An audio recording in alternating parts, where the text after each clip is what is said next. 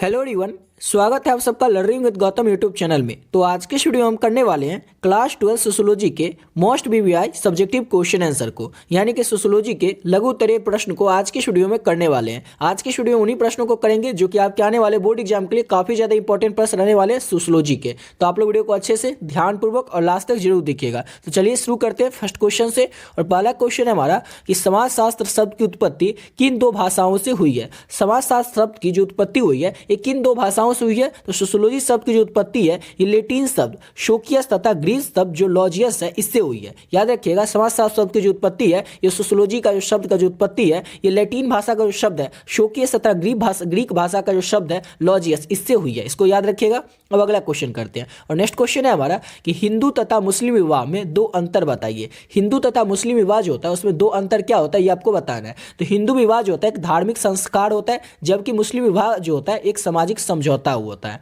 और हिंदू विवाह में दहेज का प्रचलन है, जबकि मुस्लिम विवाह में क्या है, मेहर का प्रचलन है। जैसे हिंदू विवाह में जो होता है उसमें दहेज दिया जाता है, वैसे मुस्लिम विवाह में मेहर दिया जाता है। और हिंदू विवाह जो एक धार्मिक संस्कार है, जबकि मुस्लिम विवाह जो है एक सामाजिक समझौता है। ठीक है, अब अगला क्वेश्चन करते हैं और नेक्स्ट क्वेश्चन है हमारा कि काला धन क्या होता है। काला धन जो होता है, कई बार हम लोग सुनते हैं कि काला धन, लेकिन ये काला धन होता क्या है। तो वह धन जो कि अवैध तरीके से हासिल किया जाता है या जिस पर कर नहीं चुकाया जाता है, काला धन कहलाता है। वो ऐसा धन कोई जो कि अवैध तरीके से, यानी कोई गलत तरीके से गलत काम करके पैसा कमाया जाए, धन कमाया जाए, उसे काला धन कहा जाता है। या फिर ऐसा कोई धन जो कि सही काम करके भी कमाया जाए लेकिन उस पर टैक्स नहीं चुकाया जाए। तो आपको पता ही होगा, हम जो भी कमाते हैं, जो बड़े बड़े आदमी होते हैं, जो कुछ भी कमाते हैं उसका कुछ उनको टैक्स देना पड़ता है। और जो लोग टैक्स नहीं देते वो अपने पैसे का, वही क्या हो जाता है, वही काला धन हो जाता है। तो ऐसा कोई धन जो कि अवैध तरीके से कमाया जाए या फिर किसी धन पे कर नहीं चुकाया जाता है, यानी कि टैक्स नहीं चुकाया जाता है, तो वही क्या कहलाता है, वही काला धन कहलाता है। अर्थव्यवस्था के विकास में काला धन जो है ये बाधक है। हमारा जो अर्थव्यवस्था है उसके विकास में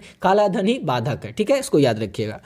और देखिए, अभी तक आप लोग इस पीडीएफ को नहीं लिए तो आप लोग भी इस पीडीएफ को ले सकते हैं। ऑलरेडी बहुत सारे बच्चे जो इस पीडीएफ को ले चुके हैं, आप लोग भी चाहें तो आप लोग इस पीडीएफ को ले सकते हैं। इस पीडीएफ में क्या मिलेगा और किस तरह से आपको मिलेगा वो बता देते हैं। जो लोग इस पीडीएफ को ले चुके हैं वीडियो को थोड़ा स्किप करके थोड़ा आगे से देख लीजिएगा। जो लोग अभी तक इस पीडीएफ को नहीं लिए उनको बता देते हैं कि इस पीडीएफ को लेकर के आप लोग किस तरह से बहुत ही कम समय में आप लोग अपनी तैयारी को बहुत ही बढ़िया ढंग से कर सकते हैं। जैसे आप लोग का जो भी आर्ट्स में सब्जेक्ट होगा और 5 ही सब्जेक्ट होगा, या किसी किसी का एक एक्स्ट्रा भी रहता है 6 सब्जेक्ट, तो जो भी आपका 5 या 6 सब्जेक्ट होगा उसका पीडीएफ जो होगा आपको लोगों को मिल जाएगा। और आप लोग को जो सब्जेक्ट होगा इसी में कोई एक होगा। जैसे कि आपका हिंदी हो सकता है, हिस्ट्री हो सकता है, political science, English, geography, music, home science, sociology, psychology या इकोनॉमिक्स, इसी 10 में से कोई आपका 5 सब्जेक्ट होगा। तो उस 5 सब्जेक्ट का जो पीडीएफ है वो आप लोगों को मिल जाएगा। अब जो ये पीडीएफ मिल जाएगा तो मिलेगा किस तरह से, तो वो बता देते हैं। इस 5 सब्जेक्ट का जो पीडीएफ है, इन 5 सब्जेक्ट का, एक सब्जेक्ट का नहीं, 5 सब्जेक्ट का जो पीडीएफ है जिसमें आपको ऑब्जेक्टिव और सब्जेक्टिव दोनों मिलेगा, उस पीडीएफ का जो प्राइस रखें वो सिर्फ और सिर्फ 25 रुपया रखें। 25 रुपया क्यों रखें? ताकि हर एक बच्चा जो होगा वो इस पीडीएफ को ले सकेगा, अफोर्ड कर सकेगा और अपने आने वाले बोर्ड एग्जाम की तैयारी बहुत ही कम समय में बहुत ही बढ़िया तरीके से कर सकेगा। इसीलिए इस पीडीएफ का जो प्राइस है वो सिर्फ और सिर्फ 25 रुपया ही रखे हैं।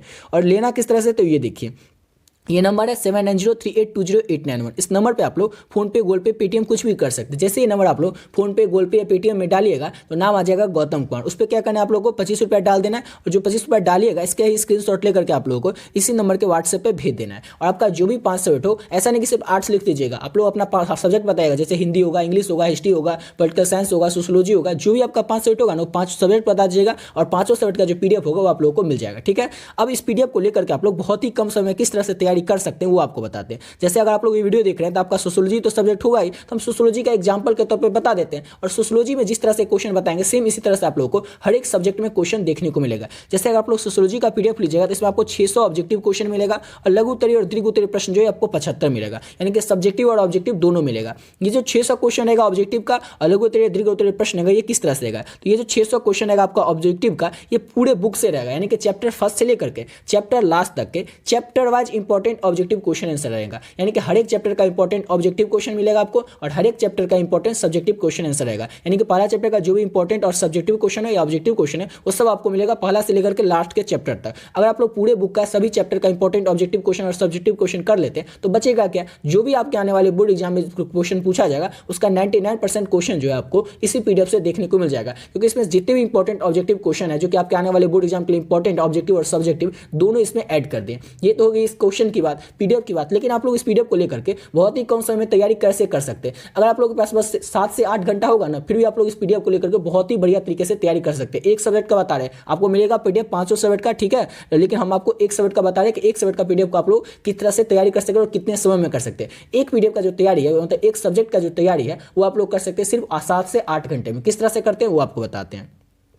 अब क्वेश्चन कितना ऑब्जेक्टिव, तो 600 ऑब्जेक्टिव है, और आपको तैयार टाइम मान के चलिए आपके पास 7 से 8 घंटा है। इसमें आपको किस तरह से तैयारी करना है, तो इसमें आपको क्या करना है, एक घंटे में आप क्या कर सकते हैं, 50 से 60 70 ऑब्जेक्टिव आप लोग एक घंटे में कंप्लीट कर सकते हैं। और ऑब्जेक्टिव क्वेश्चन आप जानते हैं कि ऐसा रहता है कि आपको ऑब्जेक्टिव में क्वेश्चन और आंसर दोनों सामने रहता है, आंखों के सामने रहता है, बस आपको बनाना रहता है। सब्जेक्टिव में तो ये भी रहता है एक बार पढ़ लिया और भूल गए कि उसका आंसर क्या होगा, उसका आंसर क्या होगा, लेकिन ऑब्जेक्टिव में क्या होता है, ऑब्जेक्टिव में जो क्वेश्चन रहता है उसका आंसर भी हमारे सामने रहता है। इसलिए आप जब भी एक बार पढ़ लेते हैं ऑब्जेक्टिव को, और अगर भूल भी जाते हैं, लेकिन एग्जाम में जैसे ही आप जाएंगे तो आपको याद आ जाएगा। कैसे याद आ जाएगा, क्योंकि आपका आंसर और क्वेश्चन दोनों सामने रहेगा, और जैसे आप आंसर क्वेश्चन को पढ़िएगा ना तो आपको याद आ जाएगा, अरे ये तो पढ़े थे, ये तो हम पढ़े हुए लग रहे हैं, इसका आंसर तो ये होगा। इस तरह लिए आप लोग ऑब्जेक्टिव को 1 से 2 बार भी पढ़िएगा ना तो आपको ऑब्जेक्टिव जो है पूरा कंप्लीट हो जाएगा, और 5 से 6 घंटे में आप लोग इस ऑब्जेक्टिव को कंप्लीट कर सकते हैं। और 2 से 3 या 4 घंटे जैसे भी आप धीरे से अगर याद करते हो तो 4-5 घंटे या 3 घंटे के अंदर में आप लोग इसका सब्जेक्टिव कर सकते हैं। सब्जेक्टिव में एक और बात आपको बता दें कि आप लोग गेस्ट पेपर या मॉडल पेपर से जो पढ़ते होइएगा तो उसमें आप देखे होइएगा कि क्वेश्चन जैसे 2 नंबर का रहता है, देखते होइएगा बहुत ही बड़ा आंसर आता है, लेकिन इसमें क्या है, 2 नंबर का क्वेश्चन है तो 2 नंबर का क्वेश्चन पूछा जाता है, 4 से 5 लाइन में आंसर होगा, उससे ज्यादा में आंसर नहीं होगा, क्योंकि आपको भी याद करने में नहीं होता है, हम भी समझते हैं, समझ गए ना। और एक और बात है कि जो गेस्ट पेपर और मॉडल पेपर में देखते होंगे आप लोग, उसमें किताबी भाषा में आंसर आता है, लेकिन इसमें अपनी भाषा में ऐसा लैंग्वेज रहेगा, जैसे अभी आप देख रहे थे इसी तरह के क्वेश्चन आपको उस पीडीएफ में भी देखने को मिलेगा कि सिंपल वे में लिखे हुए ऐसा वर्ड है, ऐसा लैंग्वेज है कि आप लोग पहली बार क्वेश्चन का सब्जेक्टिव का क्वेश्चन पढ़िएगा ना तो आपको क्वेश्चन अच्छे समझ में आएगा, आंसर अच्छे समझ में आएगा। दूसरी बार जैसे उसको पढ़ दीजिएगा देख करके तो आपको अच्छे समझ में आ जाएगा। बस आपको हिंदी लिखना आना चाहिए। अगर आप लोग हिंदी लिखना आता है ना कि जैसे आप लोग कुछ भी पढ़ लिया उसको लिख ही सकते हैं तो बस हो गया, उसके बाद आपको कोई टेंशन लेने की जरूरत नहीं। इस पीडीएफ को पढ़ लीजिए और आपके आने वाले बोर्ड एग्जाम में जो भी प्रश्न आएंगे ना, इसी पीडीएफ में से 99% क्वेश्चन आपको देखने को मिलेगा, चाहे वो कहीं से भी क्वेश्चन पूछे, क्योंकि इसमें हर एक चैप्टर के हर एक इंपॉर्टेंट क्वेश्चन ऑब्जेक्टिव और सब्जेक्टिव दोनों को ऐड किए हुए हैं। तो आप लोग इस पीडीएफ को ले सकते हैं। ऑलरेडी बहुत सारे बच्चे जो इस पीडीएफ को ले चुके हैं, आप लोग भी चाहें तो ले सकते हैं, ठीक है। और पीडीएफ का जो प्राइस है वो सिर्फ और सिर्फ 25 रुपये, कोई बड़ा रकम नहीं है जो आप नहीं ले सकते, अफोर्ड नहीं कर सकते। इस पीडीएफ को लेकर के हर अच्छे से तैयारी आप लोग कर सकते हैं और बहुत ही कम समय में तैयारी कर सकते हैं। हर एक बच्चा इस वीडियो को ले सके और अपने आने वाले बोर्ड एग्जाम की तैयारी बढ़िया तरीके से कर सके, इसीलिए इस पीडीएफ का जो प्राइस है उस 25 रुपये रखे। किसी भी बच्चे के पास ऐसा कोई एक्सक्यूज रहेगा ही नहीं कि वो नहीं ले सकता या अफोर्ड नहीं कर सकता, इसीलिए इस पीडीएफ का जो प्राइस है वो सिर्फ और सिर्फ 25 रुपये ही रखें, ताकि आप लोग भी ले सकते हैं और अपने आने वाले बोर्ड एग्जाम की तैयारी बहुत ही कम समय में और बहुत ही बढ़िया तरीके से कर सकते हैं, ठीक है। तो बढ़ते अपने अगले क्वेश्चन की ओर। तो अगला क्वेश्चन है हमारा कि बाल मजदूरी की 2 समस्याओं का वर्णन करें। बाल मजदूरी आप लोग जानते हो कि जो छोटे बच्चे होते हैं उनसे जो काम कराया जाता है उन्हीं को क्या कहा जाता है, 14 साल से छोटे बच्चे से काम कराया जाता है उसे कहा जाता है बाल मजदूरी। तो बाल मजदूरी की 2 समस्याएं कौन कौन से, तो आपको बताना है। तो बाल मजदूरी की 2 समस्याएं निम्नलिखित हैं, यानी कि इस तरह से कौन कौन है तो देख लीजिए। बाल मजदूरी के कारण बच्चा जो होते हैं शिक्षा से वंचित रहते हैं, जिसके कारण उनमें शिक्षा का अभाव पाया जाता है। अब कोई बच्चा होगा, छोटा सा बच्चा होगा, 14 साल से कम वर्ष का बच्चा होगा, तो वो बाल मजदूरी करेगा, तो काम करने जाएगा तो शिक्षा से तो वंचित हो जाएगा, शिक्षा तो उससे छूट जाएगा, वो पढ़ाई तो कर नहीं पाएगा, जिसके कारण उसमें शिक्षा का अभाव पाया जाता है। यानी कि जो बाल मजदूरी जो बच्चा करता है उसमें क्या होता है, शिक्षा का अभाव पाया जाता है, उसमें शिक्षा की कमी रहती है, वो शिक्षित नहीं रहता है स्टूडेंट, ठीक है। और दूसरा पॉइंट है कि बाल मजदूरी को कम मजदूरी दी जाती है। अब कोई छोटा बच्चा रहता है उससे काम तो करवा लेता है, बड़ा जो काम करवाया जाता है वो बड़ों के जितना ही काम करवाया जाता है, लेकिन उसको बाल मजदूरी यानी कि उसको वेतन जो है जो इसका मूल्य होता है वो थोड़ा कम दिया जाता है बड़ों के मुताबिक, क्योंकि बच्चा रहता है उसको समझता है कि इसको थोड़ा कम भी देंगे तो चलेगा, ये काम कर लेगा, लेकिन बड़े तो नहीं कर सकते। तो ये 2 क्या है, तो ये 2 समस्याएं बाल मजदूरी का, दोनों को अच्छे से याद रखिएगा। अगला क्वेश्चन है कि सरपंच के 2 कार्यों का वर्णन करें। सरपंच को आप लोग जानते होंगे, तो गांव के जो सरपंच होते हैं उनके 2 कार्य क्या होते हैं, उनके 2 काम क्या होते हैं, उन्हीं को बताना है, उन्हीं का वर्णन करना है। तो सरपंच न्यायिक मामले की सुनवाई कर अपना फैसला सुनवाता है। सरपंच जो होता है न्यायिक मामले के उसको सुनता है और सुनवाई करता है और अपना फैसला सुनाता है, यानी कि सभी पक्षों का सभी बात सुनता है, सभी से विचार विमर्श कर लेता है, अपना जो उसका जो भी पंच होते हैं उनसे विचार विमर्श कर लेता और उसके बाद अपना फैसला सुनाता है। तो ये सरपंच का काम है, ठीक है ना। गाँव में कहीं पर कभी कुछ भी झगड़ा लड़ाई कुछ भी हुआ तो उसका सुझाव करना, उसका समाधान करना, ये सब किसका काम है, तो सरपंच का काम है। गांव में शांति व्यवस्था कायम रखने की शांति का दल का गठन करना, कि गांव में किस तरह से शांति बनाए रखे, ये भी काम किसका है, तो गांव में शांति बनाए रखना ये भी काम जो है सरपंच का ही काम है। गांव में कहीं पर भी कुछ भी प्रॉब्लम होगा, कोई लड़ाई झगड़ा कुछ भी होगा, समस्याओं को सुलझाना ये काम किसका है, तो सरपंच का है। और ये आप लोग समझ गए ना, अब इसको आप खुद से अपने आंसर को बना के लिखिएगा, ऐसा नहीं कि यही 2 पॉइंट आप लोग चिपका दीजिएगा आंसर एग्जाम में इसी आंसर को, नहीं, आप लोगों को क्या करना है, अपने मन से यहाँ पर समझ लेना, ठीक है, और अपने मन से आंसर को अपनी भाषा में बना करके लिखना है, ठीक है। अगला क्वेश्चन करते हैं। अगला क्वेश्चन है हमारा कि तस्करी क्या होता है। तस्करी भी आप लोग सुनते होंगे कि कई चीज़ों का तस्करी होता है, लेकिन तस्करी होता क्या है। तो तस्करी एक आर्थिक अपराध है। वर्जित सामग्री या वस्तु को चोरी छिपे तथा गैर कानूनी तरीके से एक देश से दूसरे देश लाना तस्करी कहलाता है। आजकल अफीम, चरस, हीरोइन, सोना, हथियार, विस्फोटक सामग्री, दुर्लभ कलाकृतियों का तस्करी किया जाता है। देखिए तस्करी होता क्या है। तो तस्करी जो एक आर्थिक अपराध है। तस्करी कोई अच्छा काम नहीं, तस्करी जो एक आर्थिक अपराध है, जिसमें क्या किया जाता है कि वर्जित सामग्री या वस्तु को चोरी छिपे कानूनी तरीके से एक देश से दूसरे देश में लाना तस्करी कहलाता है। यानी कि एक देश से दूसरे देश में कोई ऐसा वर्जित सामान है, जैसे अगर ड्रग्स हो गया, या आप लोग जानते होंगे ड्रग्स हो गया, अफीम हो गया, कोई विस्फोटक चीज हो गया, हथियार हो गया, इससे इस सब को एक देश से दूसरे देश लाने या कहीं पर भी लाना जाना, तो ये सब क्या है, ये सब वर्जित है, बंद है। मतलब वर्जित मतलब क्या होता है, बंद है, ऐसा नहीं हम ले जा सकते। अभी थोड़ी है कि हम एक बंदूक लेकर पूरा टालेंगे, हमारे पास लाइसेंस नहीं होगा तो फिर भी, या थोड़ी है अफीम लेकर टालेंगे, ऐसा तो नहीं। ये सब क्या है, तो वर्जित हमारे देश में, या अधिकतर देश में तो बंद है, वर्जित ही है, तो ऐसा हम नहीं कर सकते। तो इसी को जो एक देश से दूसरे देश में जो लाया जाता है चोरा छिपा करके,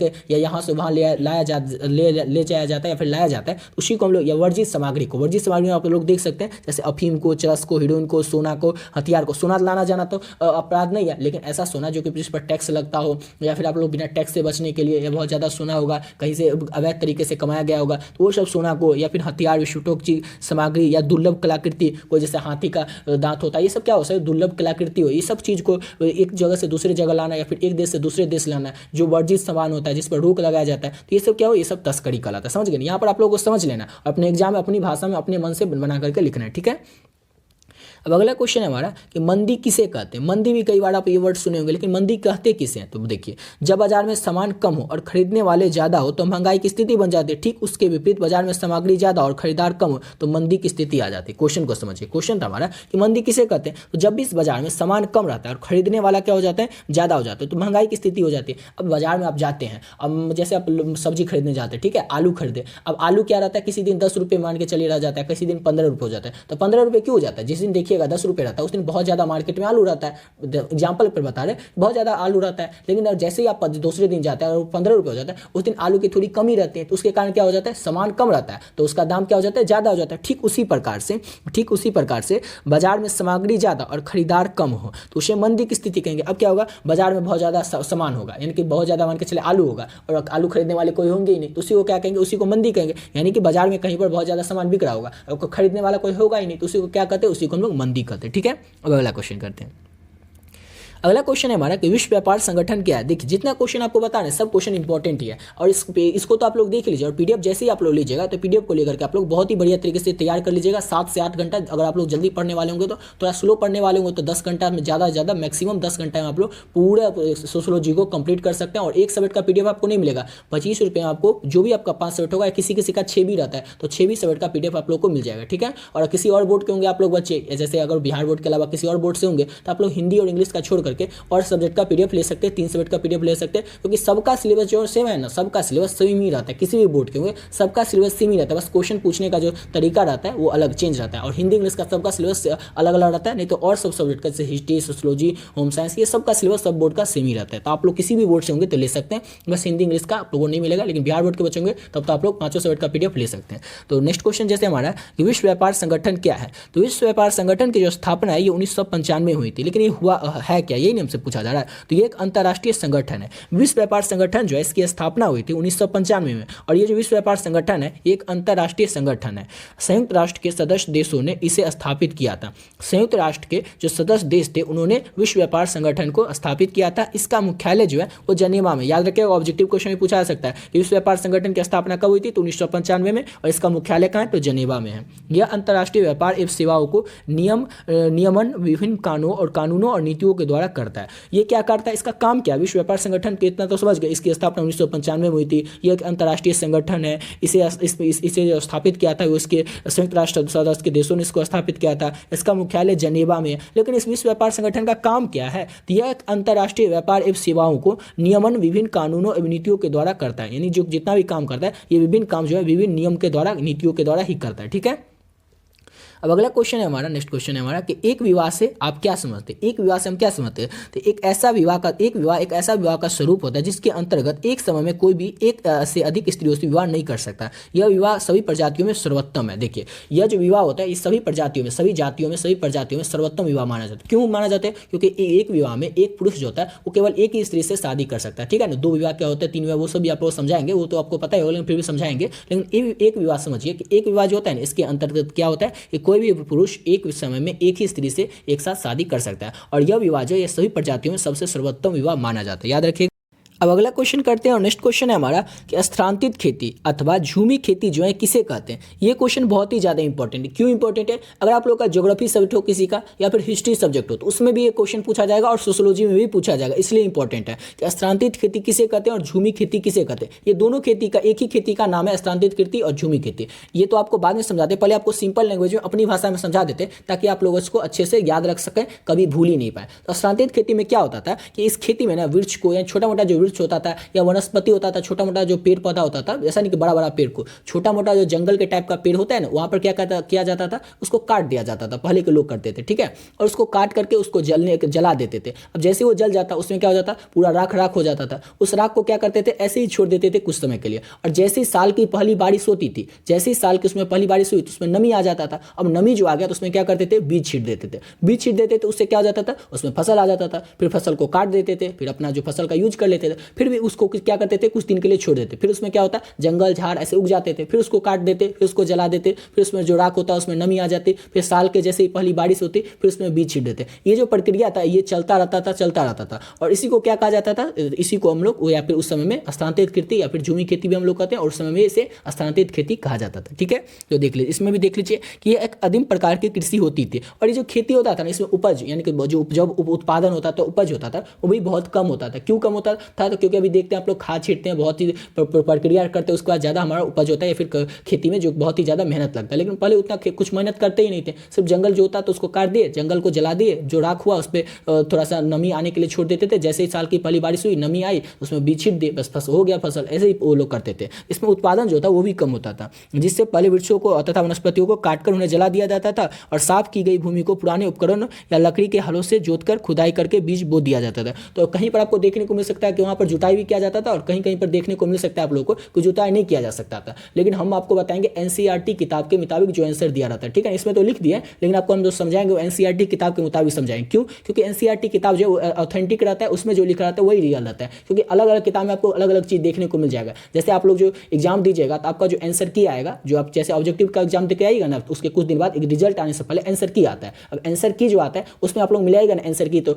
जैसे अगर आप मान के चाहिए सोशियोलॉजी का मिलाते हैं, तो आप जो जिस दिन एग्जाम देके आएगा उस दिन मिलाएगा ना, तो 2-3 आपका गलत होगा, या फिर 2-3 सही हो जाएगा। और वो जो उसमें से मिलेगा जो बोर्ड की तरफ से रिलीज किया जाता है आंसर की, उसमें ऑब्जेक्टिव का आंसर आता है ABC करके, तो उसमें देखिएगा कि कुछ आंसर का आप देखिएगा तो ये तो इसमें गलत दिया हुआ है, आप सोचिएगा। क्योंकि हम तो गेस्ट पेपर में, मॉडल पेपर में दूसरा आंसर पढ़ के गए थे, तो ऐसा इसलिए होता है गेस्ट पेपर और मॉडल पेपर में अलग दिया रहता है, क्योंकि वो कोई भी छाप सकता है। कोई किसी के पास भी ज़्यादा जानकारी हो जाए, थोड़ा ज़्यादा ज्ञानी हो जाए, तो भी अपना मॉडल पेपर गेस्ट पेपर निकाल सकता है। लेकिन एनसीईआरटी में जो रहता है वो ऑथेंटिक रहता है। और जो बिहार बोर्ड रहता है, जब जो आंसर की रिलीज करता है तो कुछ दिन का टाइम भी देता है। किसी को अगर कुछ बताना कि कोई आंसर गलत है तो वो अपना बता सकता है। लेकिन अब क्या बताएगा कि हम कहाँ से पढ़ते, गेस्ट पेपर से पढ़ते, ऐसा तो बता नहीं सकते। लेकिन हाँ, अगर एनसीईआरटी में आप पढ़े हुए हैं, अगर वो चीज़ इसको गलत भी दिया हुआ है, लेकिन वही चीज़ क्वेश्चन आ जाता है एग्जाम में, आप गलत करके आ जाते हैं, लेकिन आप एनसीईआरटी में पढ़े हुए हैं, एनसीईआरटी में वो दिया हुआ है, तो आप लोग बोर्ड वाले को बता सकते हैं और बोर्ड वाले को मानना पड़ेगा। ऐसा होता है, समझ गए ना। इसलिए ऑथेंटिक चीज़ हम आपको बताएंगे। जैसे कहीं पर आप देखिएगा हल से जोता भी जाता था, और कहीं पर देखिएगा हल से जोता नहीं जाता था। लेकिन एनसीईआरटी किताब में लिखा हुआ है कि हल से जोता नहीं जाता था, वो कुछ दिनों के लिए छोड़ देते थे, और उस पर बारिश जैसे ही पहली बारिश होती थी उसका नमी आता था, उस पर बीज छीट करके उसमें फसल उपजा लेते थे और उसको काट लेते थे, और इससे उत्पादन जो होता था वो बहुत ही कम होता था, ठीक है। तो ये था 10 क्वेश्चन। इस 10 क्वेश्चन को अगर आप लोग कर लेते हैं तो आपके आने वाले बोर्ड एग्जाम में 3 से 4 प्रश्न तो इसी में से देखने को मिल जाएगा।